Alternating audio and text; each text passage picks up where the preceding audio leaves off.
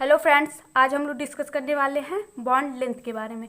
तो स्टार्ट करने से पहले अगर आपको ये वीडियो अच्छी लगे तो प्लीज़ लाइक करिए, शेयर करिए एंड अगर आप इस चैनल पर नए हैं तो चैनल को सब्सक्राइब कर लीजिए। साथ में उस बेल आइकन को भी प्रेस कर लीजिएगा जिससे कि मेरी नई वीडियो आप तक पहुंच सके।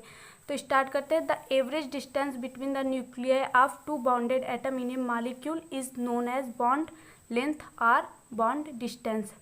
जो एवरेज डिस्टेंस होता है न्यूक्लियाई के बीच, टू बाउंडेड एटम, दो बाउंडेड एटम के न्यूक्लियाई के बीच जो एवरेज डिस्टेंस होता है उसी को हम बॉन्ड लेंथ कहते हैं या बॉन्ड डिस्टेंस कहते हैं। अब देख लीजिए, ये ए है, ये बी है, आपस में ए बी आपस में बाउंडेड है।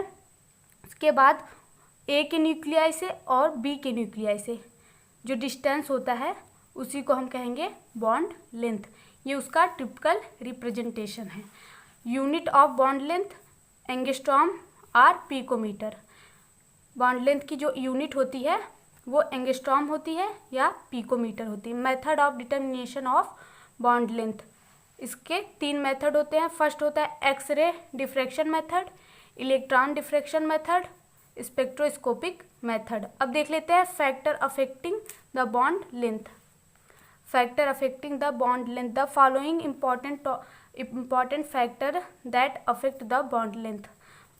फर्स्ट देख लेंगे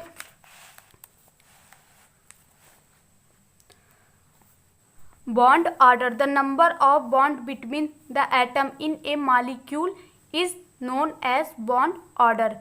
किसी भी मॉलिक्यूल में जितने नंबर ऑफ बॉन्ड प्रेजेंट होंगे वही उसका बॉन्ड ऑर्डर होगा। जैसे कि यहाँ पे कार्बन के बीच एक बॉन्ड प्रेजेंट है तो इसका बॉन्ड ऑर्डर 1 होगा, यहाँ पे 2 होगा बॉन्ड ऑर्डर, यहाँ पे 3 होगा बॉन्ड ऑर्डर। अब देख लेते हैं कि बॉन्ड लेंथ पे क्या इफेक्ट पड़ता है। Bond length will be decrease with increase bond order. जब बॉन्ड लेंथ जो है वो डिक्रीज होगा, कब? जब बॉन्ड ऑर्डर इंक्रीज होगा। बॉन्ड लेंथ डिक्रीज होगा जब बॉन्ड ऑर्डर इंक्रीज होगा। जैसे कि यहाँ देख लीजिए, यहाँ एक बॉन्ड है तो 1.54 है और यहाँ पे 2 बॉन्ड है तो क्या हो गया? 1.36 हो गया बॉन्ड लेंथ। यहाँ पे 3 बॉन्ड है तो 1.20 हो गया।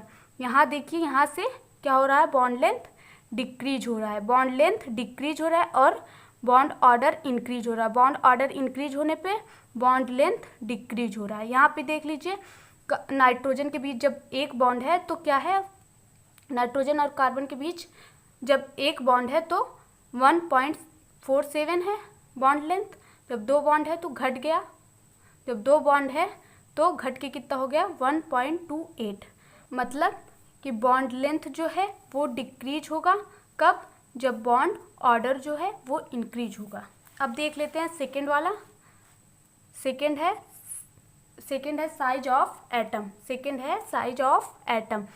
Bond length will be increase with increase size of atom. जब साइज ऑफ एटम बढ़ेगा तो बॉन्ड लेंथ भी इंक्रीज होगा। एग्जाम्पल में देख लेते हैं। आयोडीन जो है वो ब्रोमीन से इसकी साइज जो होती है बड़ी होती है, क्लोरीन से भी बड़ी होती है।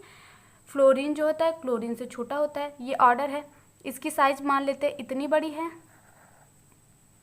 इसकी साइज जो है उससे छोटी, फिर इसकी साइज उससे भी छोटी, फिर इसकी साइज उससे भी छोटी। ये ऐसे है। जब ये इसकी साइज जो है वो बढ़ेगी तो इसका जो बॉन्ड लेंथ है वो भी बढ़ेगा। ये ऑर्डर है उसका, बॉन्ड लेंथ का ऑर्डर है। तो बॉन्ड लेंथ डायरेक्टली प्रोपोर्शनल होता है किसके? साइज ऑफ एटम के। साइज ऑफ एटम बढ़ेगा तो बॉन्ड लेंथ भी बढ़ेगा। अब थर्ड देख लेते हैं, percentage of S character. Percentage of S character. Bond length will be decrease with increase percentage of S character. Bond length जो होगा वो डिक्रीज होगा, कब? जब एस कैरेक्टर जो है वो इंक्रीज होगा। एस कैरेक्टर जब इंक्रीज होगा तो बॉन्ड लेंथ डिक्रीज होगा। एस कैरेक्टर जब इंक्रीज होगा तो बॉन्ड लेंथ डिक्रीज होगा। अब आगे देख लेते हैं इसका एग्जाम्पल। एग्जाम्पल में एस कैरेक्टर और बॉन्ड लेंथ। sp3 में जो है, sp3 में एस कैरेक्टर कितना होता है? 25%। 25% है तो बॉन्ड लेंथ कितना है? 1.10 और इसमें कितना है 33.3%। तो कितना है sp2 में 33.3%, तो कितना है 1.09 घट रहा है। और ये 50% है तो sp में तो कितना है बॉन्ड लेंथ 1.06। यहाँ पे में क्या हो रहा है, एस कैरेक्टर जो है इंक्रीज हो रहा है। एस कैरेक्टर इंक्रीज हो रहा है तो बॉन्ड लेंथ क्या हो रहा है, डिक्रीज हो रहा है। एस कैरेक्टर इंक्रीज हो रहा है तो बॉन्ड लेंथ जो है वो डिक्रीज हो रहा है। अब आप इसका नोट्स देख के स्क्रीनशॉट ले सकते हैं।